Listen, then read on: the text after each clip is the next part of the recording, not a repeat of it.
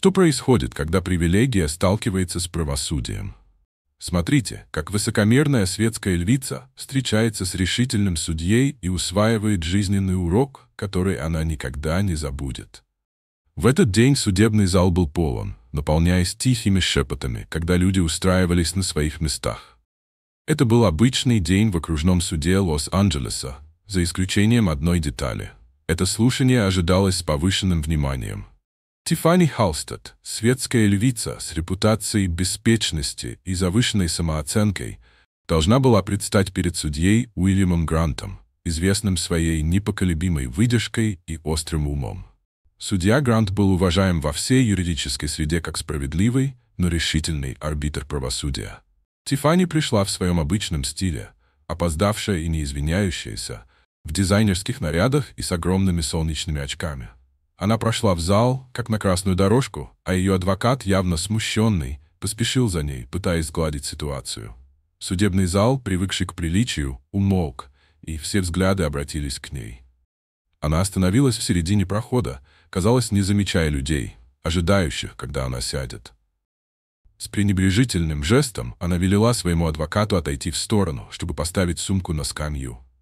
Ее чувство правомощности было очевидно, когда она сняла свои солнечные очки с избыточной помпезностью, оглядываясь вокруг, как будто все это было ниже ее достоинства. Судья Грант вошел несколько минут спустя, и воздух в зале изменился мгновенно. Шепот стих, и его место заняла уважительная тишина. Грант был в возрасте около 50 лет, впечатляющая фигура с высоким ростом и спокойной властью. Его проницательные глаза быстро осмотрели зал, прежде чем он сел на свое место. Все встали, как объявил пристав. Тиффани медлила, явно раздраженная, прежде чем подняться с тяжелым вздохом. Ее выражение лица кричало: «Зачем я вообще здесь?» Судья Грант не отреагировал. Он поправил очки, открыл перед собой дело и начал слушание. Дело Тиффани было достаточно простым. Серия нарушений правил парковки, усугубленных инцидентом с опасным вождением, который угрожал жизни пешехода. Но то, что могло бы быть рутинным слушанием, вот-вот превратится в драматичный поворот благодаря высокомерию Тиффани. Когда судья Грант начал излагать обвинения, поза Тиффани изменилась. Она откинулась в кресле, скрестила руки и закатила глаза. Явный знак неуважения, который не остался незамеченным. Но вместо того, чтобы реагировать на ее поведение, судья Грант продолжил спокойно вести дело. Его тон был размеренным, его слова обдуманными, как будто он искал, чтобы она продолжала свою игру.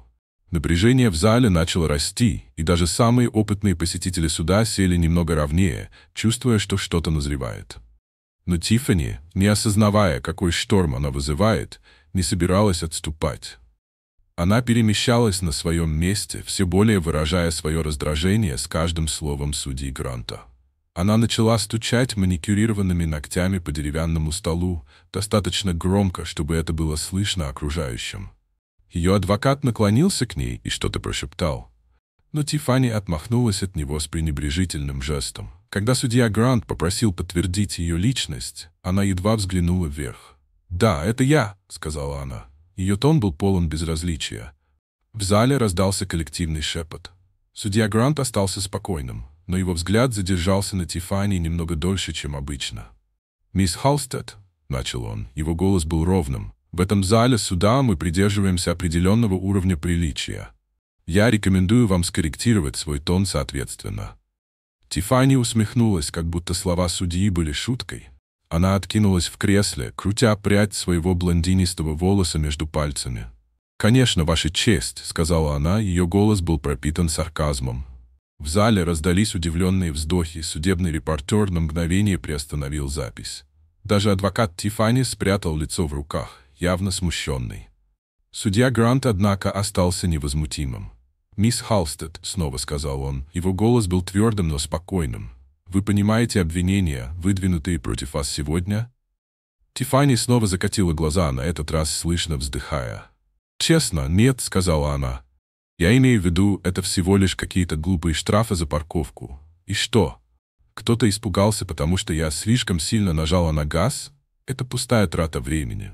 Судебный зал погрузился в тишину. Все взгляды были направлены на судью Гранта, который аккуратно закрыл папку перед собой. Он снял очки и положил их на скамью с намеренным жестом. На мгновение казалось, что время остановилось. «Мисс Халстед», — медленно произнес он, его голос был спокойным, но, несомненно, тяжелым. «Я советую вам тщательно выбирать слова с этого момента». Серьезность его тона заставила даже самых равнодушных зрителей выпрямиться. Но Тиффани, все еще не понимая серьезности ситуации, просто пожаловала плечами. «Что? Это правда», — сказала она, наклоняясь вперед. «Это не значит, что я кого-то покалечила. Все это нелепо». Но Тиффани не осознавала, что ее слова больше не остаются без внимания. Молчание судьи Гранта говорило больше, чем слова.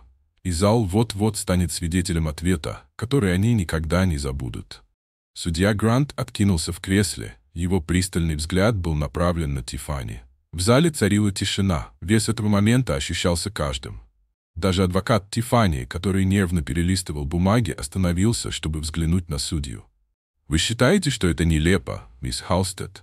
— спросил судья Грант. Его тон был ровным, почти бесстрастным. Он не повышал голос, но в его тоне была такая власть, что игнорировать ее было невозможно. Тиффани фыркнула. «Да, считаю. Я имею в виду», — сказала она. «Да ладно, я ведь не ограбила банк или что-то подобное. Это просто перегиб». Она отмахнулась рукой, как будто отгоняла воображаемую помеху. Судья Грант медленно кивнул, сложив руки на скамье. «Понимаю», — сказал он. Его спокойствие только усиливало напряжение, заставляя зрителей сидеть на краешке стульев. «Давайте проясню кое-что для вас, мисс Халстед», — сказал он. «Обвинения против вас включают не только опасное вождение, но и угрозу жизни пешехода. Закон не оценивает ответственность по размеру преступления, а по его последствиям. Вы понимаете это?» Тиффани снова закатила глаза, пробормотав себе под нос. «Конечно, конечно», — сказала она. «Что угодно». Шепот был тихим, но он эхом прозвучал в тишине зала. Лицо судьи оставалось неподвижным, но его глаза сузились, и пауза стала знаком того, что что-то вот-вот изменится. «Мисс Халстед», — начал судья Грант, его голос оставался спокойным. «Помните ли вы инцидент, который произошел 2 недели назад, тот, который привел вас сюда сегодня?» Тиффани пожала плечами, явно скучая. «Какой-то парень вышел на дорогу. Я подала сигнал, он отошел. Конец истории». Судья приподнял брови. «Конец истории, говорите?» «Да», — сказала она, скрестив руки. «Никакого вреда, никаких последствий». Но судья Грант не закончил. Он достал документ с скамьи, аккуратно перевернул его, затем обратился к залу. «Пусть будет зафиксировано», — сказал он, его голос звучал авторитетно, «что пешеход, о котором идет речь, мистер Эдвард Лопес, 67 лет, пенсионер, переходил улицу по правилам, когда мисс Халстед ускорилась и направила свой автомобиль в его сторону, заставив его споткнуться. Я пришел к решению, что вам необходимо столкнуться с последствиями своих поступков». Тиффани напряглась, чувствуя, как растет напряжение в комнате. Ее уверенная маска начала трещать. Она взглянула на своего адвоката, который что-то прошептал ей, но она отмахнулась. «Я не ударила его», — пробормотала она. «Он был в порядке». «Мисс Халстед», — продолжил судья Грант, полностью сосредоточив внимание на ней, «разве это похоже на никакого вреда, никаких последствий для вас?» Но прежде чем Тиффани успела открыть рот, чтобы ответить, следующий шаг судьи Гранта ясно показал, что ее действия имели далеко идущие последствия, которые она больше не могла игнорировать. Смотрящий на нее своим спокойным взглядом, судья продолжил. «Мисс Халстед, ваш взгляд на этот вопрос вызывает беспокойство, не потому что сами обвинения серьезны, а потому что вы отказываетесь признать вес своих поступков». Тиффани откинулась в кресле, делая вид, что ей все равно, хотя растущее напряжение в зале было невозможно не заметить. «Смотрите, я сказала, что не ударила его», — ответила она. «Люди в последнее время такие драматичные».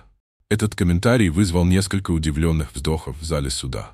Судья Грант слегка постучал ручкой по столу, затем на мгновение замер, прежде чем снова заговорить. «Драматичные», — повторил он, его тон оставался ровным. «Хотите услышать мнение мистера Лопеза, мисс Халстед? Он сегодня здесь, в этом зале». В воздухе повисло густое ожидание. Уверенная маска Тиффани затрещала. Ее глаза мельком скользнули по галерее, где в втором ряду сидел мужчина, мистер Лопес, тихо с сидящим в гипсе плечом. На его изможденном лице не было злости, только тихое разочарование, которое, казалось, резало глубже, чем любые резкие слова. Тиффани неловко сдвинулась в кресле, но ее дерзость не исчезла полностью. «Уверена, с ним все в порядке», — пробормотала она, хотя ее голос уже лишился прежней дерзости. Судья Грант немного наклонился вперед, его присутствие захватило весь зал. «Мисс Халстед, ваше пренебрежение болью этого человека говорит многое о вашем характере. Но дело не только в нем», — сказал он. «Дело в прецеденте, который мы создаем, когда люди с привилегиями думают, что они выше ответственности». Зал был настолько тихим, что даже едва слышное шуршание пера судебного репортера можно было услышать. Все взгляды были прикованы к судье Гранту. Все ждали, что он скажет дальше.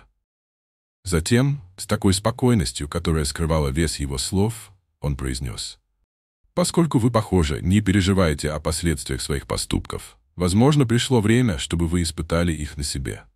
Мисс Халстед, этот суд имеет полномочия накладывать общественные работы как часть приговора. Вы будете приходить в приют каждое утро в 8 часов, и ваш руководитель будет предоставлять еженедельные отчеты о вашем прогрессе. Если вы не будете сотрудничать, я увижу вас в этом зале суда снова, в гораздо менее благоприятных обстоятельствах». Зал вновь погрузился в тишину. Слова судьи Гранта висели в воздухе, как тяжелое бремя. Тиффани покраснела от злости, но на этот раз она молчала. Она просто сидела там, ошеломленная и молчаливая. Но момент еще не был завершен. Заключительные слова судьи Гранта оставили неизгладимое впечатление не только на Тиффани, но и на всех присутствующих. Судья Грант поправил очки, его спокойствие не нарушилось, несмотря на явное сопротивление Тиффани. Он позволил тишине растянуться на мгновение, чтобы его следующие слова прозвучали с полной силой. «Мисс Халстед», — начал он, — «этот суд не существует для того, чтобы унижать или принижать. Он существует для того, чтобы поддерживать справедливость и, когда это возможно, учить. Ваше привилегированное положение укрыло вас от последствий слишком долго, и это стоило вам способности к сопереживанию. Это не наказание, это возможность вернуть себе человечность». В зале все затаили дыхание. Тиффани, явно некомфортно, посмотрела на галерею. Ее самоуверенность начала падать. Она открыла рот, как будто собиралась что-то сказать, но, по-видимому, передумала. «Знаете, что сказал мистер Лопес, когда его спросили о его чувствах к вам?» — спросил судья Грант. Его голос стал мягче, почти разговорным. Тиффани покачала головой. Ее взгляд переместился на мистера Лопеза, который оставался сидеть в галерее. Его выражение лица все еще было тихим разочарованием. «Он сказал», — продолжил судья Грант, — «я не хочу, чтобы она страдала. Я просто хочу, чтобы она поняла.